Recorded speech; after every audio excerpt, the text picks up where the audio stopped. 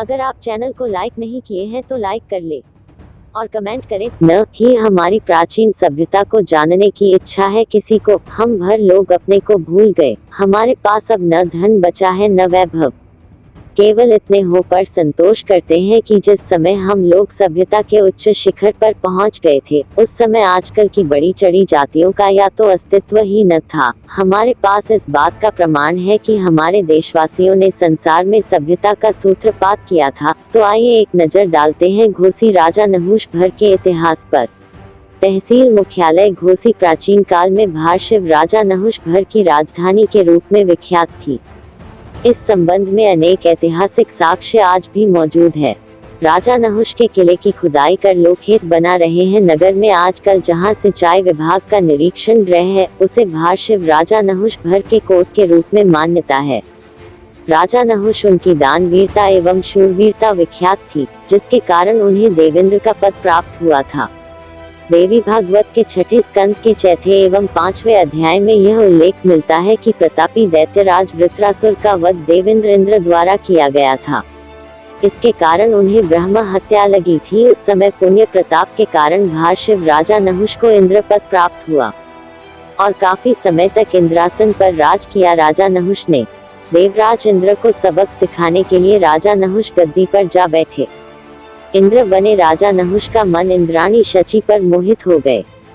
इंद्रदेव राजा नहुष के डर से इंद्रासन छोड़ कहीं और चले गए थे। माया से प्रेरित शची ने राजा नहुष से कहा कि देवराज इंद्र मेरे पास ऐरावत हाथी एवं अनेक प्रकार के विमानों पर सवार होकर आया करते थे। आप जब महान ऋषियों के कंधे पर ढोई जाने वाली पालकी पर आएंगे तो मैं आपको स्वयं में प्राप्त हो जाऊंगी। भर राजा नहुष ऋषियों द्वारा ढोई जाने वाली पालकी में बैठकर शची के पास जा रहे थे। शीघ्र पहुंचने की दृष्टि से वे लगातार ऋषियों को उत्प्रेरित करते रहे। ऋषि इस अपमान को बर्दाश्त न कर सके और उन्होंने नहुष को सर्प योनि में उत्पन्न होने का श्राप दे दिया। शापग्रस्त नहुष भर को देवेंद्र पद छोड़ना पड़ा और अनेक वर्षों तक सर्प योनि में रहना पड़ा।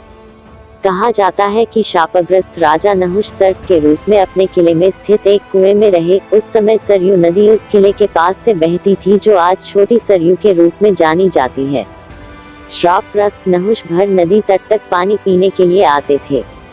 द्वापर में धर्मराज युधिष्ठिर ने श्रापग्रस्त नहुष का उद्धार किया। राजा नहुष का किला आज भी कोट के रूप में विद्यमान है। इतिहासकारों के अनुसार यदि इस क्षेत्र की खुदाई कराई जाए तो कई महत्वपूर्ण तथ्य सामने आएंगे। वाराणसी गोरखपुर राष्ट्रीय राजमार्ग के किनारे स्थित इस ऐतिहासिक नगर में सड़क के किनारे ही एक पोखरा है और वहां एक अति प्राचीन शिव मंदिर है। पोखरे के विषय में जनश्रुति है कि इसका निर्माण राजा नहुष भर ने ही कराया था।